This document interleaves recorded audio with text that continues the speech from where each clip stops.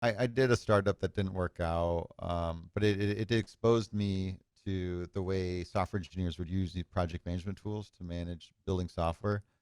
And that's why I thought, hey, this stuff would actually be really cool for M&A. Hmm. That inspiration led to starting DealRoom in 2012.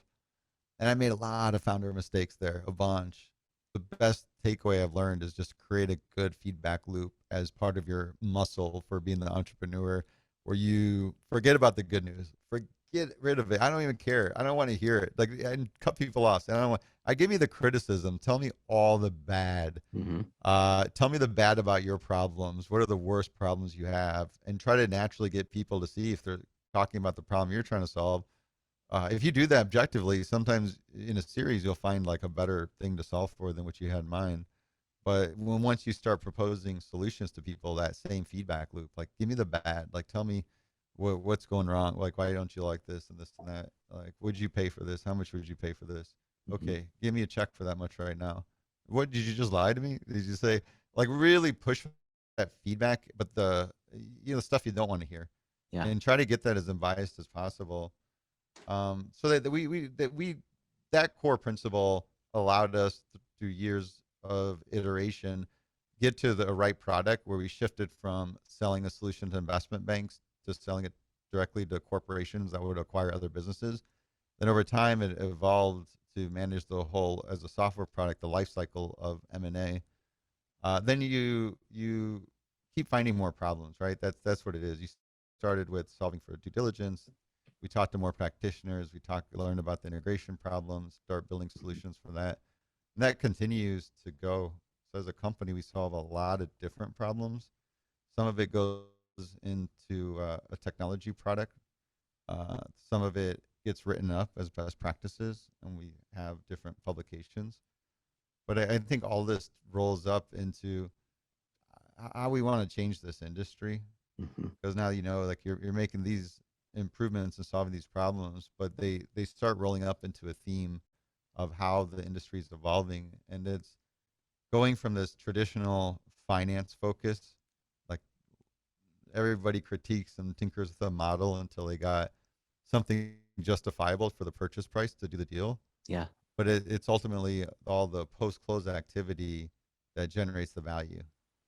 Kison Patel, CEO and founder of M&A Science.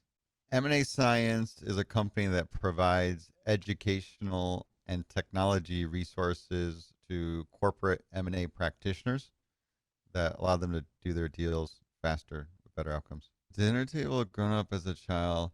That was I don't know if we had much of a dinner table. I feel like every time when I was a kid, me and my brother would always come home starving, and then we would eat, and if my parents were running a business.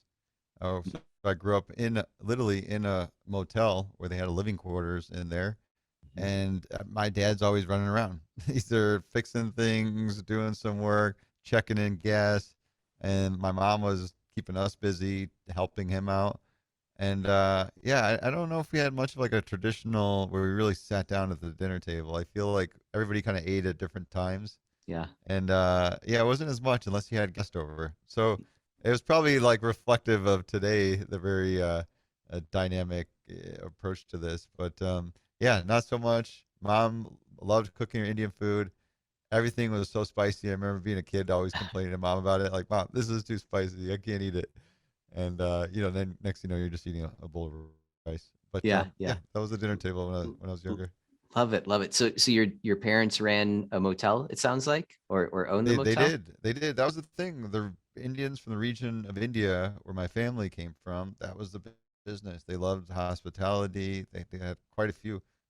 Starting with that, it's nice to see the progression where they're actually owning some bigger and better hotels. Not my Yeah. family per se. My parents are retired now, but they have their run for a while. No, I love that. Love that. And obviously I'm sure that rubbed off on you, having growing up in, an entrepreneurial type setting. How do you think that influenced you growing up and then, making a decision to actually start your own company?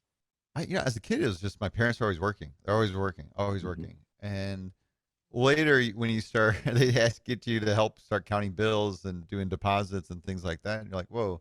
this is interesting. This is seeing all the money go through and understanding the business model piece of it. You get interested. I didn't have a family that encouraged it. My dad was always wanted me to get into engineering or go study something. Hmm. And I struggled with having a short attention span. I think that was a thing where I did okay in school, but it got harder and harder. And I Hmm. noticed that it was a challenge for me specifically because I had a very short attention span. And then when it got up to college and you're tested on material that's presented through lectures Hmm. and not just Yeah. books you can memorize all the words or the keywords and call it a day, that it got really tough, and I ended up getting dismissed from school. Yeah. So Yeah. No, and that's actually interesting too. Do you feel like that even, when did you start your first company? Was it right when you got kicked out of school, or was it, shortly thereafter, or how did that progression work where you started your own thing? I remember when I was 12, there was this transition of going to your junior high school, and it got really clicky, and I got made fun of and bullied, and I didn't have nice clothes. I had my lovely immigrant parents that had me with two pairs of jeans and three shirts. I remember one of them was pink, so if you Hmm. can imagine what I wore every Wednesday. And that was my driver. I just wanted nicer clothes, and I started my first business from when I was 13 from the locker in junior high school, where I would distribute cigars, cigarettes, and chewing tobacco. So Really? I Wow. created a tobacco shop from my locker, and it was doing good. It was making about $100 a week, and things got upgraded. I got some nice Nike Air Maxes, and upgraded the wardrobe there. But that's probably the early first business. So there's always that kind of drive to do something. You start like trading baseball cards, you understand the Hmm. fundamentals of how commerce works, and then Hmm. where else can you apply it? Yeah, I love it. I love it. And out of curiosity, and I'm and this can also correlate into later in life. When you got your upgrades, your upgraded shoes and all of that, did that help your life, your social life, or your standing in the school at all? I'm Yeah, curious. there's probably different struggles I can point out with. I think that with your confidence, it definitely helps. Yeah. You start building more self-esteem and confidence. So I And think that's it helps. yeah, that's exactly where I was going to go with that. Like, even as we, mature through our different ages and whatnot, you sort of attach a worth to the different things that you have. Even if it's that you are completely not showing anything that of what you have. um I feel like having the confidence to be able to not have to have all the flashy things is uh a stepping stone in itself, if that makes sense. So and I don't know where any of this questioning is going, but I'm just curious if you have any opinions on showing the wealth, being very, very flashy, and feeling like that's the way that you need to project yourself, or is there something to be said about being more reserved and having that confidence to be able to not worry about those types of things, and prove Yeah, yourself by yeah, what you do? Does that? there's some personalities around that, right? Some people really like to put themselves out there to sort of show the wealth, and they want the gratification or make the impress people. There's some that are a lot more humble. I think the key things to remember is, yeah, I remember I had an uncle that said it the best. He said, okay, he was a second uncle that was really off and dressed so cheap and didn't spend money at all. And I was like, Mm-hmm. Uncle, you know, you got some money to spend here. How come like got the Dodge Caravan? We can upgrade these things.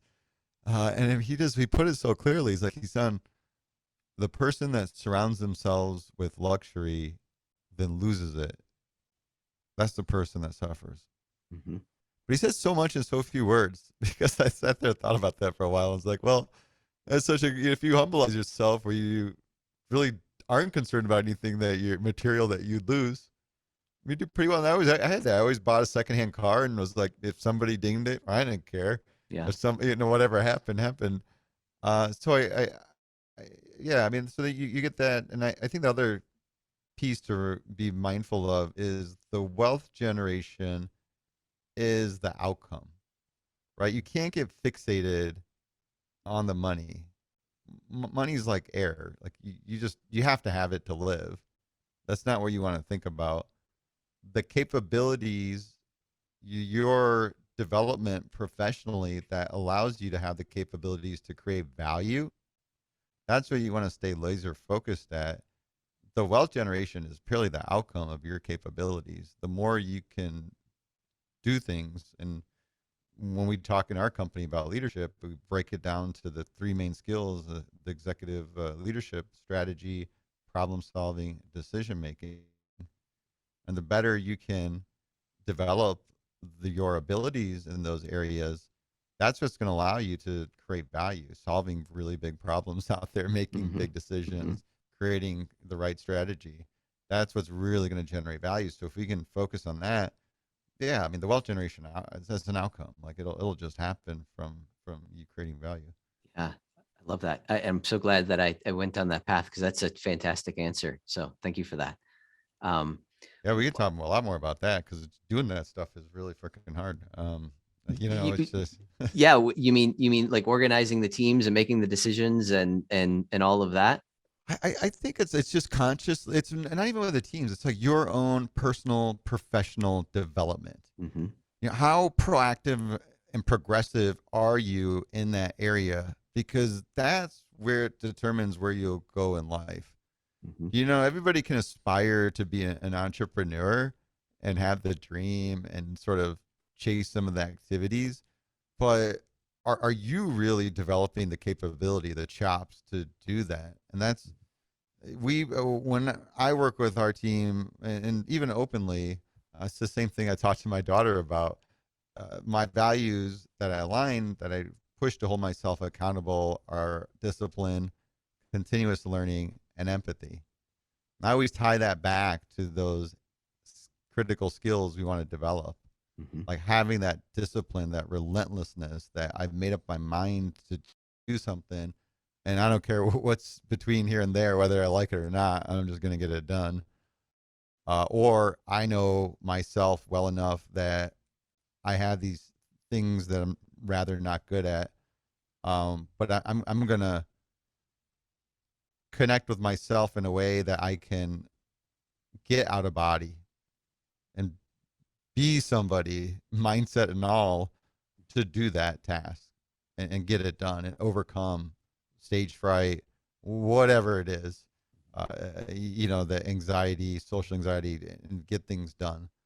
That fundamentally has to be there. That real motivation and drive. The continuous learning is one I'm really trying to emphasize to my kids because I was going through school. I didn't finish. I hated reading at that point, and I didn't do it till I turned in my 30s when I found myself struggling with managing a team. Then I found books helped with a lot of things. It helped with the short Yeah. attention span. And it's like the exercise for it. But when you think about going back to strategy, problem solving, decision making, it's a lot about learning what learning, right? You have to learn a lot of get a lot of information to be able to do those things well. So how do you develop your ability to learn? Because you want to learn things quickly, and you got to learn a lot quickly. You don't want to overdo it because you can't learn everything. Otherwise, you spend too much time and could have been doing other things. Uh, so that learning pattern, and if you analyze and look at yourself, you'll find that there's things that you do currently, which maybe I go Google, right? Everybody goes in Google. I love Wikipedia, so I'm always researching anything topic on Wikipedia and clicking all the links around it. But then, is this worth reading a book, right? That's a big commitment, especially most people don't read a book a month, Yeah. if not a book a year. But is this worth reading a book where someone took literally a lifetime of their experience and condensed it in a couple hundred pages? Then that may be something that I need to proactively activate so I can add that to my learning pattern. Right now, I have this capability that I include reading a book and get the wealth of knowledge in there. And the one I'm specifically working on with my daughter is learning from subject matter experts, right? That here's a person that lived it, that went through this. What can I learn from him or her, and be able to just take those lessons, and in some ways that's just better. It's this unique experience that could be very well related. Like right now, I'm hiring a VP of sales, and I'm talking to very successful VP of sales, getting their advice. What do I look for? In fact, one I brought in as an advisor, and he's blown me away and how much better he is at identifying who's the right fit. Yeah. Yeah. So and In, that's the thing. Like, can you do that? And that's where I love podcasting. You got to go reach out to somebody. It's not I'm here trying to beg Matt for his time. I'm just like, hey, let's just do this. Let's go jam out. Let's go make some content. And it's we're doing each other something, right? We're yeah. both getting our message and brands and voice out there. But then you build these relationships with people that you often wouldn't have access to. So there's that, part of that learning pattern. Then the Yeah. third one is empathy. When we said things are said and done, so much of this is around how we can create influence and get people to do things. I like focusing. There's a lot I can think about when it comes to influencing people, but just empathy. I think always the thing where you have to listen first. Mhm. You truly have to listen first. Your agenda and what you're trying to achieve needs to go to the side so I can listen to the other person, what they're thinking, how they feel, why they feel that way. And from that, understand what are your goals? Like, what's Matt trying to achieve? What is he trying to do? What are some of the challenges he's trying to overcome? And how do I align myself to help him with that? Mhm. Yeah. That's just we're in business to solve problems with mergers and acquisitions with these corporations. Running around trying to sell them our solution, that's not the way to do it. It's to have a conversation and understand what they're actually trying to solve for, what their initiatives are, and that's where it allows us to create the value, and find those opportunities to create value. But that when you do that too, it's just that your ability to influence people and you can connect with them first and really understand things from their perspective. It just goes such a long ways. And I think it's forget it's that the listening. We always emphasize listening, but there's a big difference between listening to respond and listening to understand. Mhm. And when you can learn how to do that, I think that's where you really unlock that magic to get people to do things. That ability to convince anyone anything. Yeah. No, you made so many good points there. When you are looking like what you said, learning from other people, learning from people that have gone through it and experienced it. Um, how do you go about identifying, the people that you would want to learn from? Because I feel like, and I've done this before myself, where you think that that person has what you want, but you later find out that they don't. And again, success leaves a path, right? So if you're following somebody else's path who leads to a poor outcome, and you're bought in and you're following whatever that person says to a T, again, you're more than likely to have a poor outcome again as well. So how do you personally go through and sort of qualify, like even the person that you said you brought in, the consultants, the VP sales consultant, how did you identify him as, like, this is the guy that I want to take advice from, to be able to learn to make sure that I get whatever it is that he can offer. Like, Yeah. I think of beating the odds, Matt. Like that is always the odds are always against you. mhm. And I remember I had to do my first contracting project early 20s, and everybody's traditional thing, go get 3 quotes from 3 different contractors and review them, and I did that, and they were all like way above the budget I had for the project, and I was panicking. I didn't know what to do. And I remember if it was my dad, it was and he's like, "Well, go get another quote." Yeah, yeah. And I did. I think I got 2 more quotes, and I had 5 quotes, and they were better. They were better. And I was like, wait a minute, what if I got some more quotes? So I got quote 6, and then a 7, 8, 9. I got 10 different quotes for this project. And it was something. It was like the high end was 500,000, the low end was 150. I think I ended up around like 180 because Mhm. obviously sometimes the cheapest isn't the best. Right. But and it worked out because that was in my range, and it worked out. But I think that's experience stuck with me, where I kept applying. Like I remember I did my own condo remodel project. I made a deal with the contractor, like I'm going to buy all the supplies. Mhm. I'll buy it, and I went online and just would sit there all day because I had the time. I was during a recession, and I would just price shop stuff and find the vendor with the best reputation, go through a bunch, find the lowest one, have the best price match the lowest one because I know the lowest one isn't going to get it to me on time or in the Yeah. right color or thing. And then it would work out, and it's just I think it was like a good like 30% savings just from doing that. So that when it goes back to with these advisors, when I went to go search for this VP, it was about 5 years ago where I wanted to build a sales team, but I didn't know. And I had a team member that was a researcher help me. I said, "Hey, can you do me a favor? I want to talk to a bunch of VP of sales." And I asked her, and I made a search on LinkedIn, and she sent messages to 500 of them. Like, hey, and it's some short message like I'm looking to hire the leader. I want to learn what to look for in hiring a leader to take my company from whatever like 0 to 10 million sales or something. And I had about 50, 60 people. I talked to a total of 60 different people Wow. that were sales leaders from startups to Fortune 500 companies, Fortune 50 companies, and they were willing to give advice. I found it interesting too that when you listen and get advice from these industry experts, it's a good way of interviewing people. Mhm. Like what they tell you, you have a really good sense if they know what they're talking about or not. It just the way they explain things, Mhm. it tells you a lot. So I got to know a lot of folks, and I would take notes, and I would rate that relationship like an A, B, or C, and add some comments to explain why. Mhm. It's like C, it's like, and sometimes the thing was I didn't dial it in where if I did again, it would be specifically for very similar business, B2B SaaS, something like that. Where I just did VP of sales in general tech, but I got a lot of the infrastructure, hardware folks. And it was a very different conversation to have where I didn't feel a lot of that stuff related.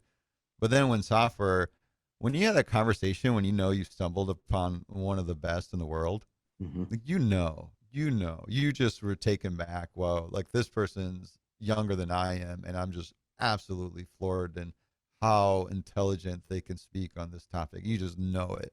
Mhm. Then you don't let those people go. Yeah. Yeah. I make a point once a year to be like, hey, I'm giving you the annual briefing on what's going on here at the company and blah blah. To stay in touch.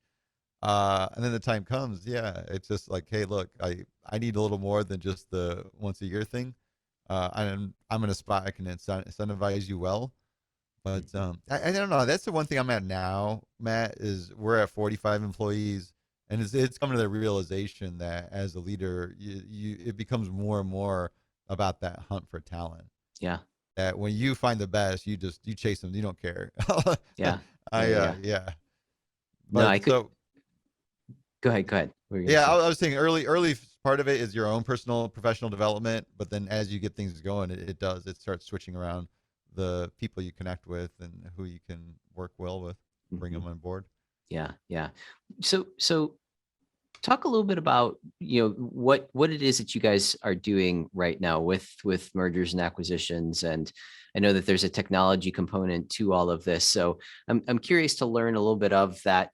How did you get into mergers and acquisitions, and this transition more into the technology side of things? What brought that on? I did M&A advisory for almost 10 years. I had a boutique practice, did buy side advisory, sell side, hotel chains, and development of new hotels, also small financial institutions. I'd Mhm. help big banks buy little banks sell, raise capital up until 2007. And that experience, you get familiar with M&A. I felt I hit a ceiling with the practice I had because it wasn't a big brand name, and you tend to get limited on the size of deals you could advise. I'd always lose the $100+ million deals to the bigger firms, and I don't Mhm. like losing. Yeah, So yeah. that's me, my nature. I want to find a little spot in the market, win it, be number one. And that's where I was really interested in getting the tech. I'm like, all right, if I can't find a corner where I can just own and dominate, I feel like I'm not progressing the way I wanted to, and just every deal you got to chase on the next one. I'm like, can I build a solution, scale it to a lot of people that would benefit from it? And I did a startup that didn't work out, but it exposed me to the way software engineers would use these project management tools to manage building software. And that's why I thought, hey, this stuff would actually be really cool for M&A. Mhm. That inspiration led to starting DealRoom in 2012. And I made a lot of founder mistakes there, a bunch. The best takeaway I've learned is just create a good feedback loop as part of your muscle for being the entrepreneur, where you forget about the good news, forget rid of it. I don't even care. I don't want to hear it. Like, and cut people off. I don't want. I give me the criticism. Tell me all the bad. Mhm. Tell me the bad about your problems. What are the worst problems you have? And try to naturally get people to see if they're talking about the problem you're trying to solve. If you do that objectively, sometimes in a series you'll find like a better thing to solve for than what you had in mind. But once you start proposing solutions to people, that same feedback loop, like give me the bad, like tell me what's going wrong, like why don't you like this and this and that, like would you pay for this? How much would you pay for this? Mhm. Okay, give me a check for that much right now. What did you just lie to me? Did you say like really push that feedback, but the stuff you don't want to hear, Yeah. and try to get that as unbiased as possible, so that that core principle allowed us through years of iteration get to the right product where we shifted from selling a solution to investment banks to selling it directly to corporations that would acquire other businesses. Then over time it evolved to manage the whole as a software product, the life cycle of M&A. Then you keep finding more problems, right? That's what it is. You started with solving for due diligence. We talked to more practitioners. Learned about the integration problems, start building solutions for that, and that continues to go. So as a company, we solve a lot of different problems. Some of it goes into a technology product. Some of it gets written up as best practices, and we have different publications.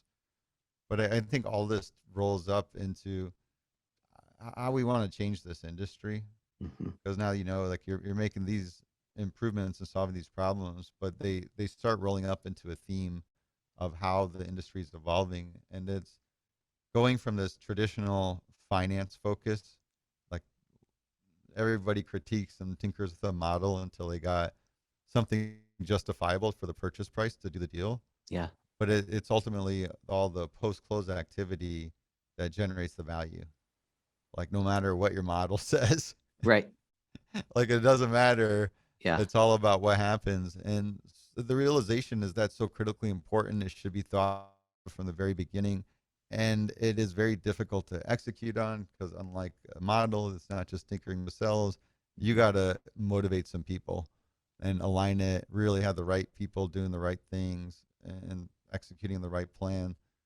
That's challenging. And I we want to change this industry to be more collaborative and people focused so that value gets generated.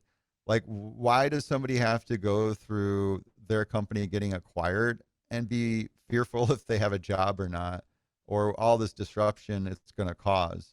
Yeah. And people leave and this and that. Why can't we change M&A where there is a very defined vision for doing the deal that everybody in both organizations can be excited about, that it's going to be a win for the organization to grow together Mhm. and also deliver an even better customer experience and be extremely excited about that value to the customer, because respectively that's what each company does. Yeah. They serve the customer, but even have there's this excitement about it and some rewards and bonuses, because when there's M&A, there's a tendency, if you do it right, a lot of value you can generate. But can we also make that a big win for everybody? I think that that's where the industry needs to go. And then right now it's like a big fail rate and this and that because it's hard. Yeah. You got the people that know the front end stuff, but didn't involve the people in the back end stuff till afterwards, which makes no sense. Yeah.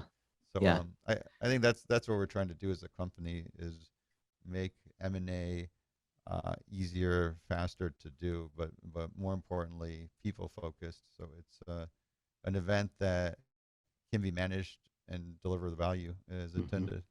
So what you're talking about really hits home with me because we also purchase large multifamily apartment buildings, and essentially each apartment is its own business, more or less, right? So just like what you're saying, what your model says, all your plans and all of that's all well and good, but that doesn't include variables that are thrown in after closing that happen. The bank changes something on you and throws a hurdle in front of you, and you have to make those adjustments. And the pandemic and supply chain issues and all of these things weigh in on how well you can perform on what your initial business process was put together. And I completely agree with you. Like figuring out a way to be able to pull in people that they're doing it currently, and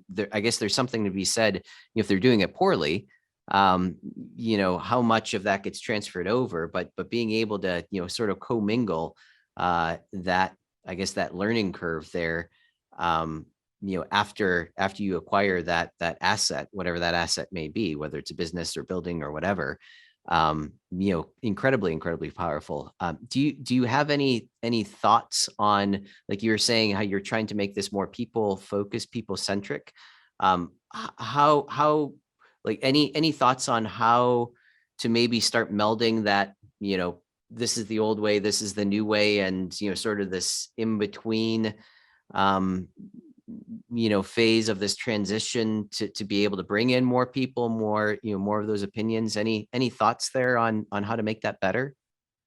Yeah, I mean that's what a lot of the stuff we spend years doing with the software piece because we always think about the problem is diligence when you're doing the deal and you're not done with the deal. You're doing the deal. Everybody's talking to each other. They're doing their diligence. They're making Hmm. sure things are what's represented and understanding the risks, identifying the risks.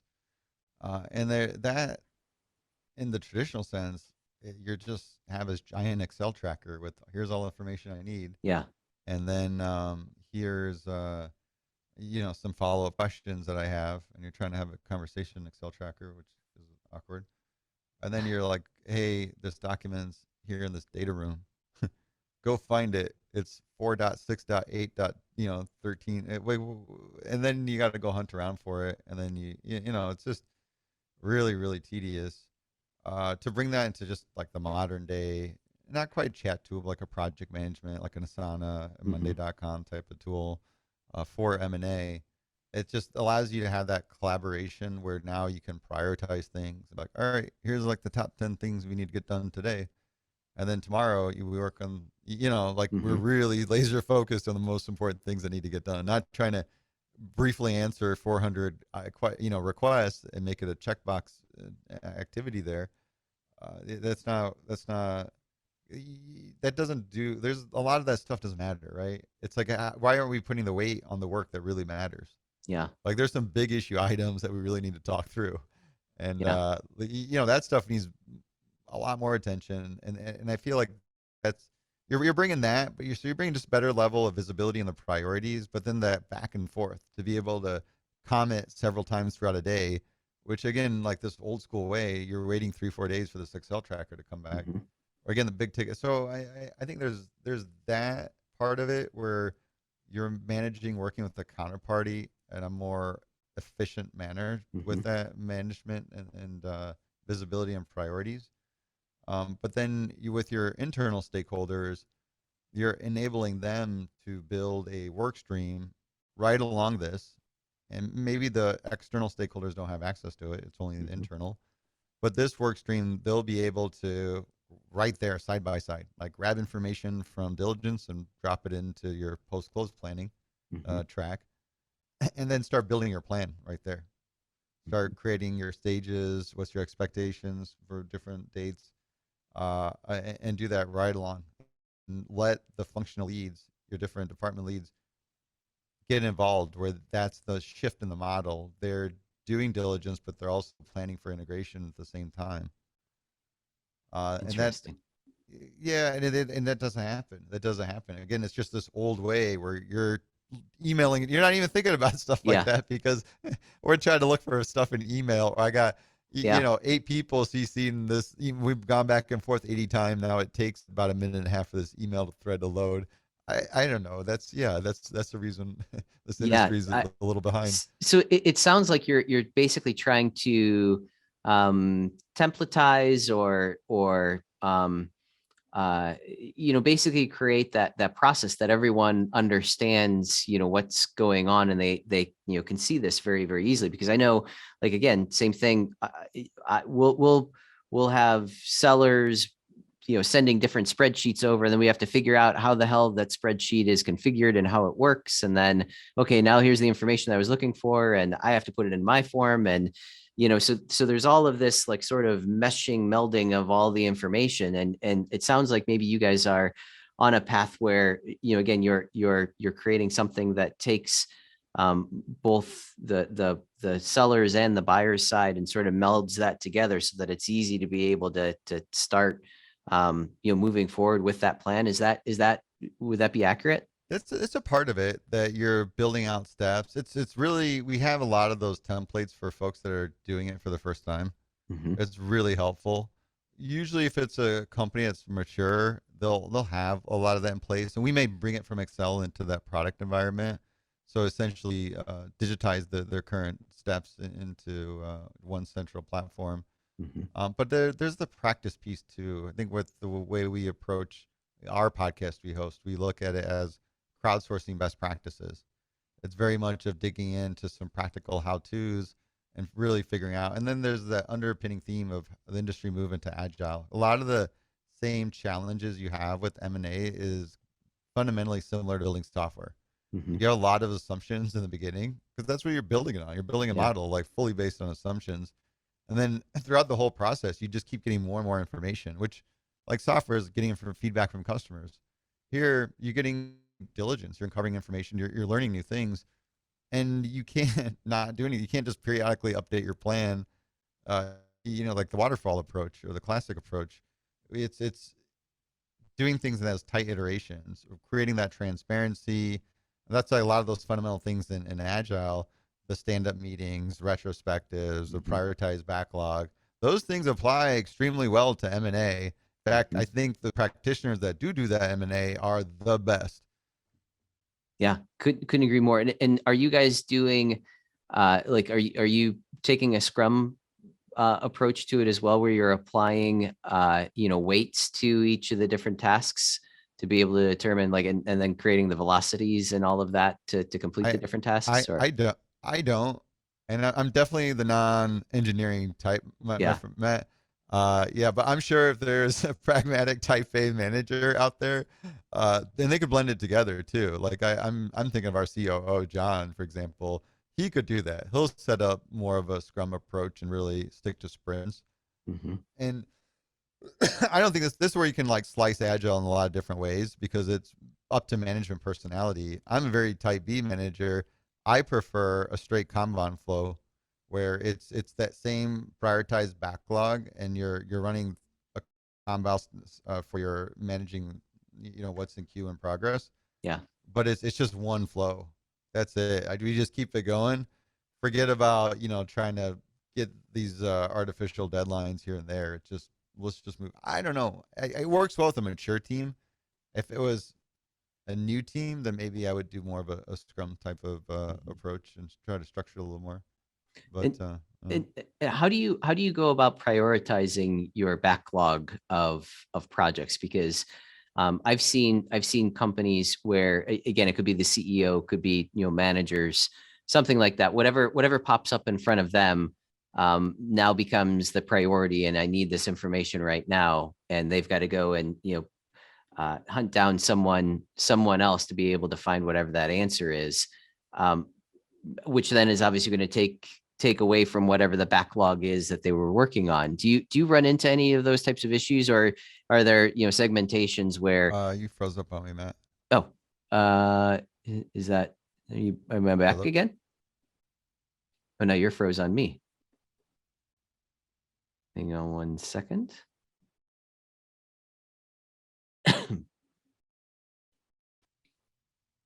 There we go. Oh, yeah. Looks like we're Froze back. up on me there. Yeah, Yeah. you froze on me then too. Um, so Oh, it so says my internet's unstable. Huh.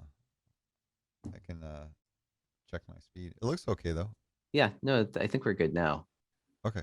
But yeah, and again, we'll edit all this out, so no worries. But uh, I'm curious how you go about prioritizing your backlog, and I don't know how much of that last question you heard, but basically, prioritizing the backlog so that you might have an executive, CEO, manager, whoever it is that has a question, and all of a sudden this question comes in out of nowhere, and the person who has to answer that gets taken away from whatever the backlog is. So then it's up to that person to essentially, determine, is it worthwhile for me to step away from what I'm working on here and answer whatever this question is, or do I move forward with this? I'm just curious your thoughts on that, because I've had other people, and I've seen it myself, where there can be a lot of calamity, a lot of confusion. What's priority, right? I've got this guy asking this, but I still have this to work on. So Yeah, it's like an ongoing thing. It goes back to that learning pattern, right? Like, how do you learn to get more effective about managing yourself and your team?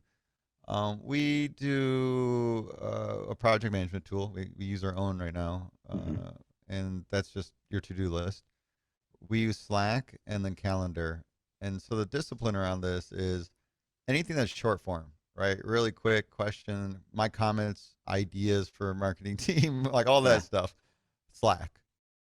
It's all organized through channels, and you want to create a good communication platform. Like, that's my goal at the end of the day. I want every person in the organization to feel their voices heard. yeah, And that's my job. To listen to them, both the good and bad, right? I want to hear your ideas. Yes, I want to hear when they want to point out some cracks appearing in the floor, and yeah, so they don't blow through.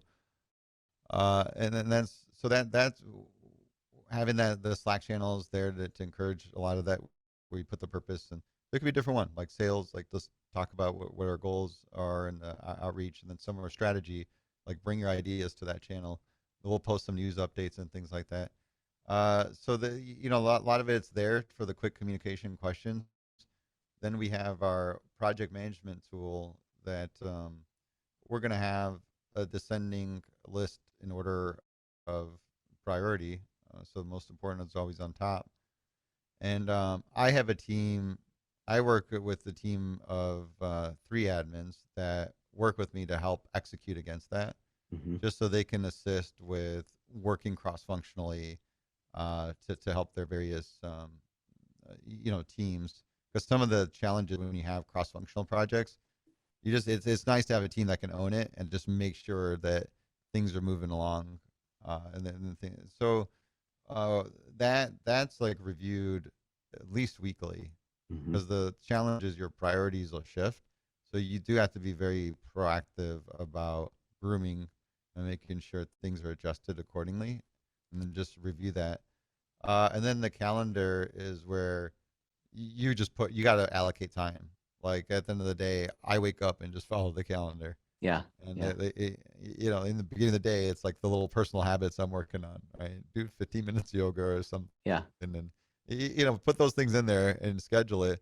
But that's part of it, is you have that thing and it's on your priority, making sure there's dedicated time allocated to executing on those priorities. And then what's nice, like I have a team that I work around that also can do the same thing, because I find the challenge I ran it up against was that I didn't have time to do the proactive, real value add effort, because my calendar was so full from all these different activities. Now that's where we're really changing the approach to bring team members that can actually help do some of those proactive efforts. So, mhm, and then this is where managing your schedule. If I'm to spend 30% of my time with customers, 30% of our time with prospective customers, you think of strategy and working with your internal team and hiring. You got to be pretty disciplined about managing it, and it's tough to do. But when you can, that's where the goal was to figure out how do you sort of execute on those things that really drive the most value, where it's the Yeah. existing customers and prospective customers are where the company needs at the early stages. So that's where the key is, having that time. So even like calendar time to focus on the strategy. Like, okay, let me think through who's really the next big win of a relationship to get the company to the next phase, and then Mhm. start sending the messaging out, get the communication going. Love it. Love it. Yeah, this has really been insightful. I love some of the things that you talked about, some of the ways that you approach these different problems, and just the way that you think about those types of things. So really, really, really good stuff. If people want to learn more about you, your products, the M&A products, anything like that, what would be the best way to reach out and get in touch? Anybody interested in M&A, even as far as M&A as a career path, we've got a bunch of content around that. We actually started a scholarship last year, for diversity inclusion. So for women and people with diverse backgrounds, they can apply for it on the website. It's like a 2-year program. Mhm. But it's all mascience.com. Love it. MA Science. Love it. Love it. Sean, this has been fantastic. Again, thank you for the time, and I look forward to connecting with you some more and learning learning some more about the new technologies and whatnot that you're coming out with. Yeah, I appreciate it, Matt. It's always fun chatting about this stuff. And yeah, thank you very much for the time.